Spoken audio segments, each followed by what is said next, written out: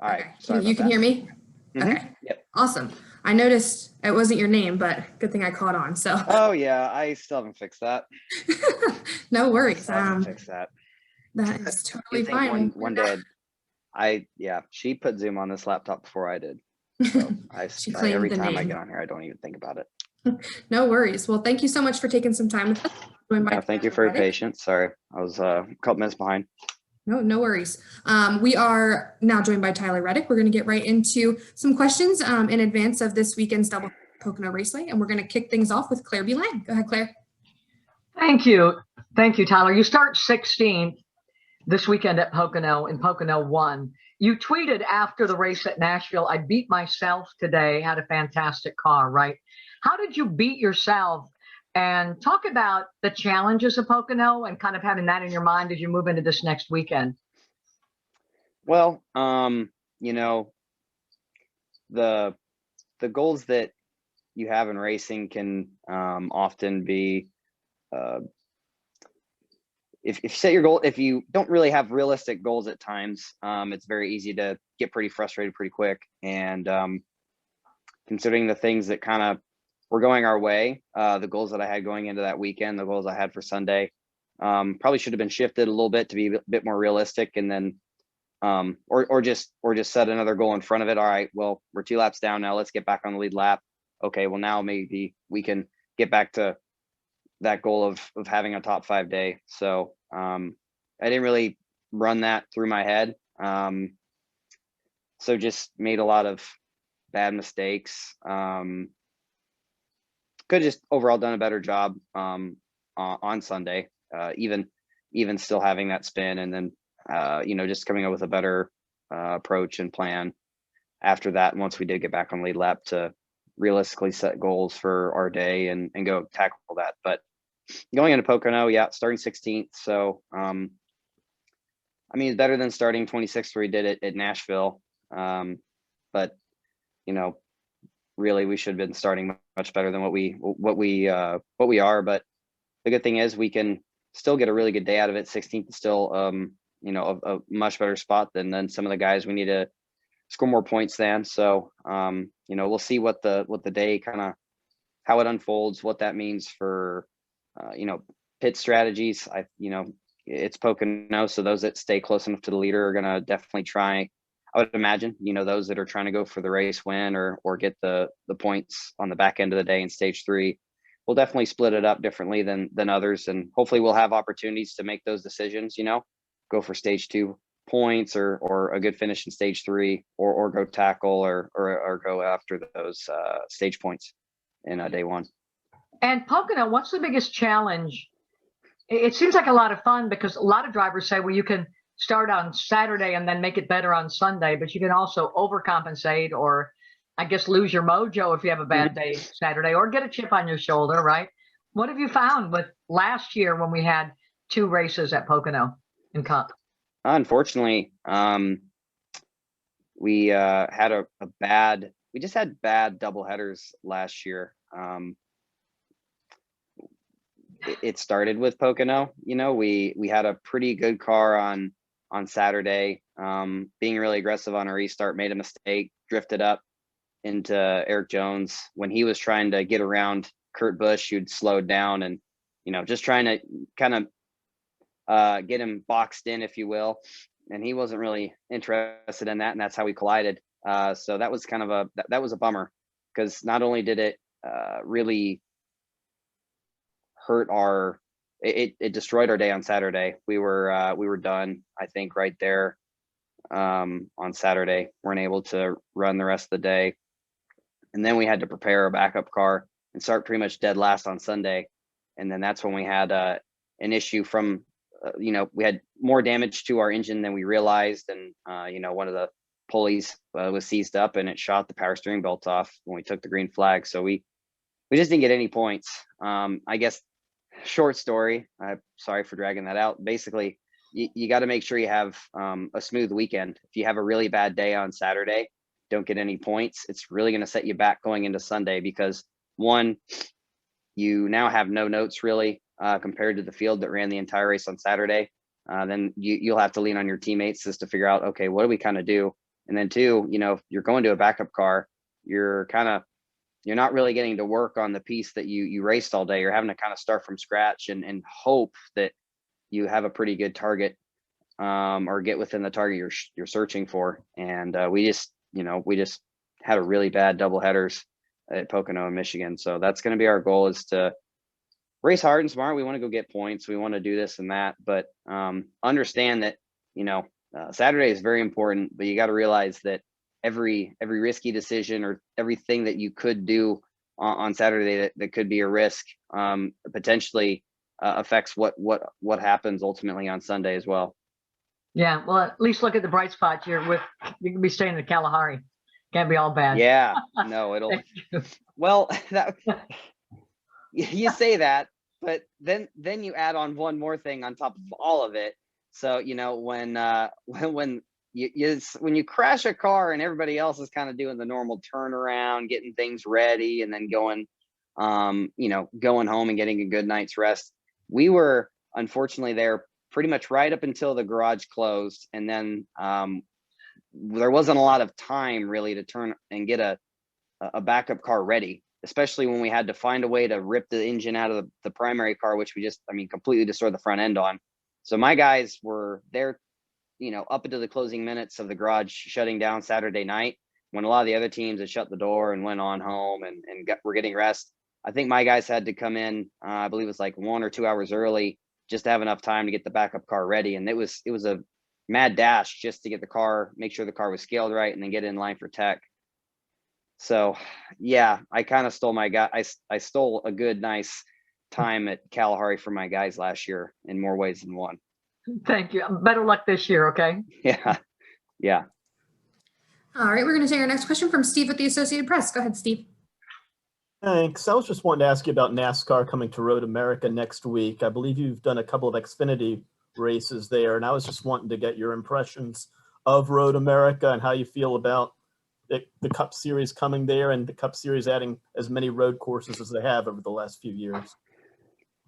Yeah, those that have gotten to experience it, that are Xfinity drivers, that are now Cup drivers, I guess like my situation, or some of the others out there that ran it years prior, understand how unforgiving of a place it can be.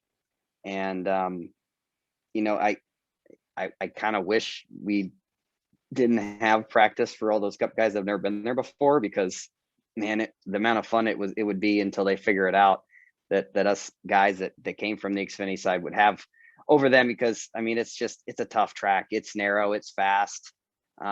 It intimidated the daylights out of me because I was very bad at road course racing at the time, and just couldn't, you're hauling the mail down the front straightaway, down the back straightaway, into turn 4 and 5 there. It's and Canada corner too.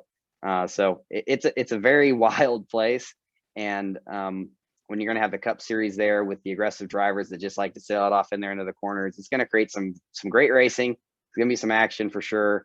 And just like at COTA and just like at Sonoma, we're going to destroy these race cars. I just hope that I don't tear mine up too bad, because again, straightaways are pretty fast. So keeping the nose and the body straight is going to be important. All right, we're going to take our next question from Ashley McCubbin. Go ahead, Ashley. Hey, Tyler, thanks for your time today.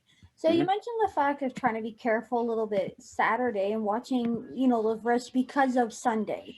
But knowing that you're 13th in the standings and the playoffs are coming up, how much is that risk versus reward to ensure that you're part of the playoffs? Well, it's a major part of it. Like I said earlier, I guess I didn't totally go into the full bit of it, but I said that the double headers were really bad for us and bad for making the playoffs for us. We go back and you can pick apart your season. Hindsight's always 20/20, but one of the biggest areas for us was looking at Pocono, and even Michigan. Just the amount of points we would have gotten out of Pocono if we just wouldn't have crashed on Saturday and then have that parts failure on Sunday because of the crash.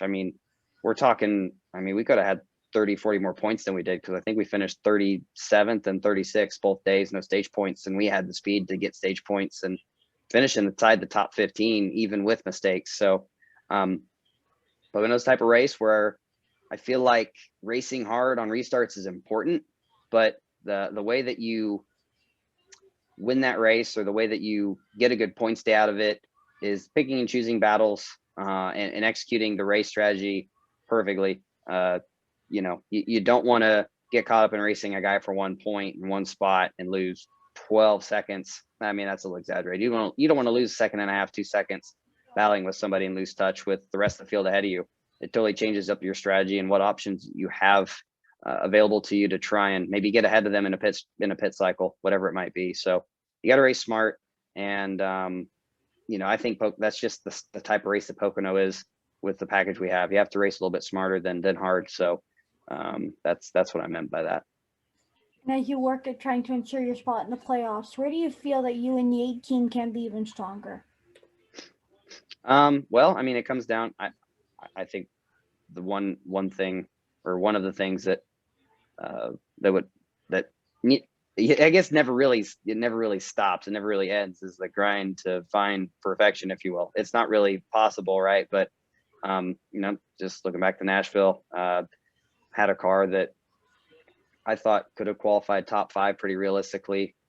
Just didn't thought I was paying attention to where the line and what the drivers were using, kind of just missed it a little bit and was running too high for where the grip was on qualifying. And, you know, that turned a day that should have been pretty straightforward, getting stage points and all that stuff. It totally threw it out the window. So, you know, that comes down to mistakes. I think a race at Pocono comes down to mistakes. Making the playoffs, it, you know, comes down to that. Being able to recover from them is nice, but the more times that you can go through races without making those big critical, having those big critical moments and mistakes is going to help, you know, everybody's peace of mind. You know, you're going to get more points because of it. And, you know, it's just a little bit easier if you don't make those mistakes. Yeah, it's hard to be perfect all the time, but it's a fun process and learning how to get better. And it's been nice. You know, I definitely am learning from those mistakes, but the more you learn, you know, you're always going to learn from mistakes. They're just never going to stop coming your way. New situations, new scenarios. So well, I'll just keep trying to adjust the best that I can to keep getting more points for my team. Thanks for your time today. Thank you. All right, our next question will come from Jenna Fryer. Go ahead, Jenna.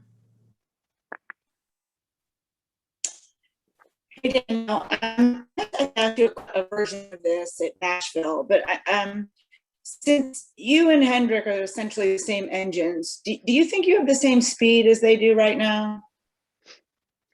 Well, I mean, clearly there's something we need to continue to work on our end to get a little bit better. You know, for the most, I mean, I don't know. I mean, we're doing pretty good, honestly. You know, look back to last year, well, I mean, I think Hendrick was doing okay at times, but you know, obviously they're much better than they were a year ago. I would think they would agree with that. They've been winning a lot of races here the last month. And we've, as an organization, gotten a lot better. You know, I think, you know, like I said, I think Nashville just it could have been one of those days where we could have been up there battling with those Hendrick Chevys, but you know, those mistakes that I made, really kind of derailed that for us. But you know, Daniel Suarez, you know, wasn't the happiest with his car, right? They feel like they kind of missed it a little bit, but he was able to drive his way to a 7th. You know, my teammate Eric, or kind of like teammate, if you will, Eric Jones, you know, unfortunately ran over bits and pieces that were coming off of cars as they were braking on the racetrack, which really hurt their chances throughout the day. So I think all of our cars had that potential to be inside the top 10. So yeah, we're not bad, right? But we're trying to figure out what more, you know, that we need for, you know, that I need for my driving style, to stop, you know, limit those mistakes and have smoother races. But we're going the right direction. The push and the grind to get better never will stop. So we'll keep plugging along. How far away do you think you are from a win? Man, I don't know. There's definitely been some opportunities, even last year, honestly. And it's just those little details. I've been learning that the hard way well, I mean, at least I'm learning from it, right? Yeah, all the little details that you could kind of overcome in the Xfinity series.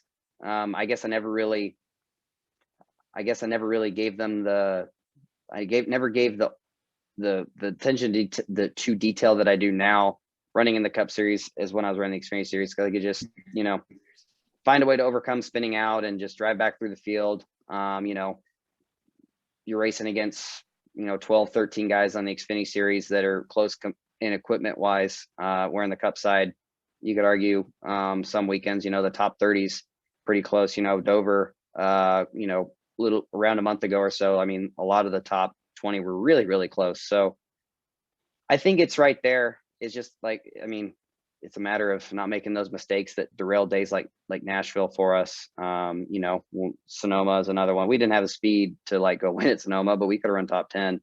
So it's just a matter of those little things, even back to Homestead, it was a great run through the field on that last green flag run, but that restart was my worst restart of the day. I lost 4 or 5 spots, and that was the difference in that race and how that outcome was. So it's just those little things. And you never know when it's going to come, right? I mean, if you may have a day where you're not that great and you just don't make a mistake and everybody else does, and you'll find yourself winning. I don't know if it's going to come that way, but there's a lot of opportunities where right now I think our cars are good enough. If I run a good race, pit crew, does their part, which they have been, I think we could surprise ourselves, and it could happen at a few different types of racetracks. Can I follow up on, you said that you're paying a lot more attention to detail in the Cup Series. So when you came from Xfinity and you made the move, was it eye-opening at all? Oh, wow, this is a much bigger ball game. I mean, eye-opening is a way to put it.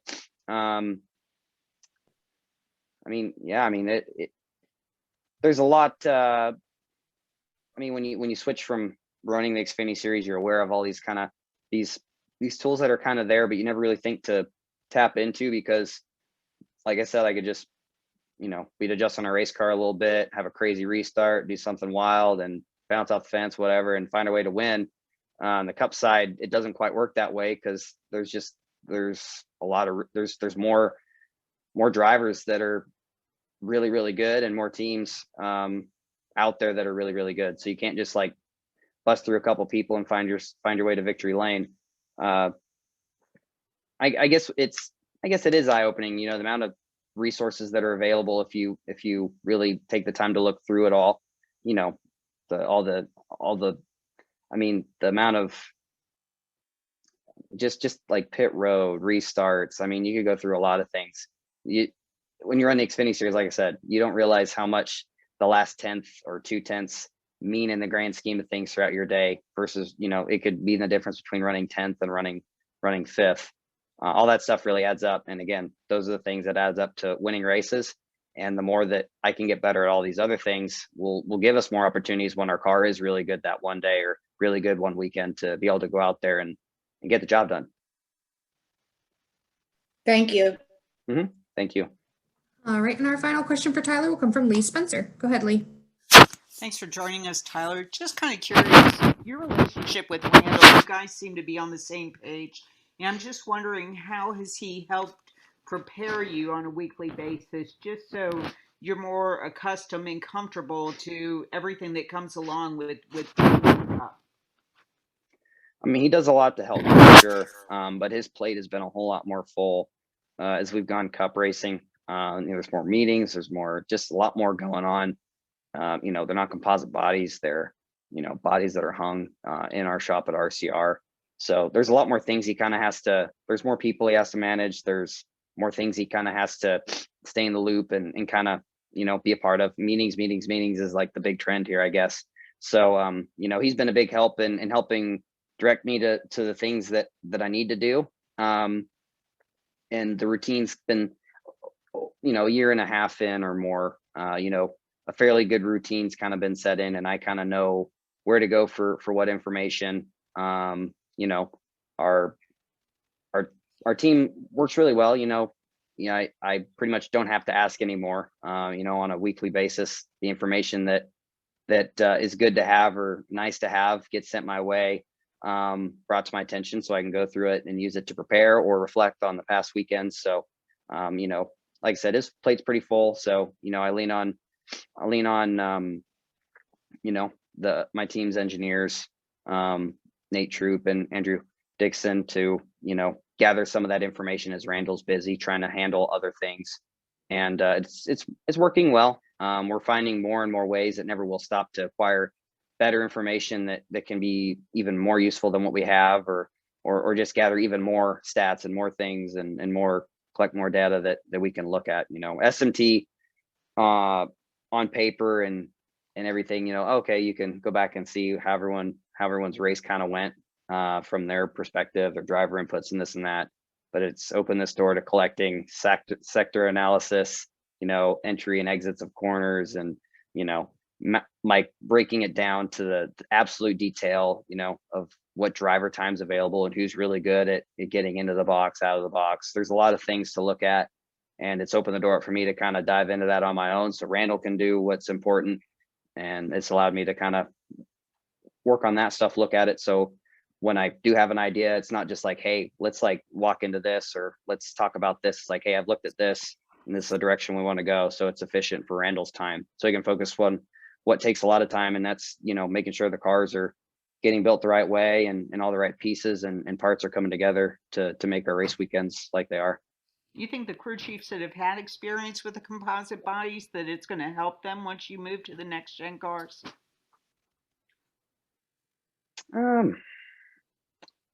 Maybe I it's not really my place to say. I just be kind of guessing. It is a lot different, the composite body, you hang it, there's, it's still gotta be within tolerances, right? But you're not working on the bodies like you are right now, where everyone's trying to get all the little details that they can. The composite bodies, when you buy it and they show up, they kind of are what they are. And you piece it together on the race car and see how it scans if you have a Hawkeye in your shop. So, and then if you don't, you just you kind of hope that it's right when you go to the racetrack. So I don't know if there is one or not, because I think the way that it sits on the car is going to be, it's not going to be the Xfinity composite body on the next gen car. It's going to be its own different body. So it's going to fit, I would imagine, differently. And, those guys are going to have fun figuring out, how to maximize that, I'm sure. Appreciate your time. Good luck this weekend. Mm-hmm. Thank you. All right, Tyler. Well, thank you so much for taking some time to talk with us. We wish you the best of luck in the doubleheader this weekend. Yeah, absolutely. Thanks for waiting around an extra minute or two. I appreciate it.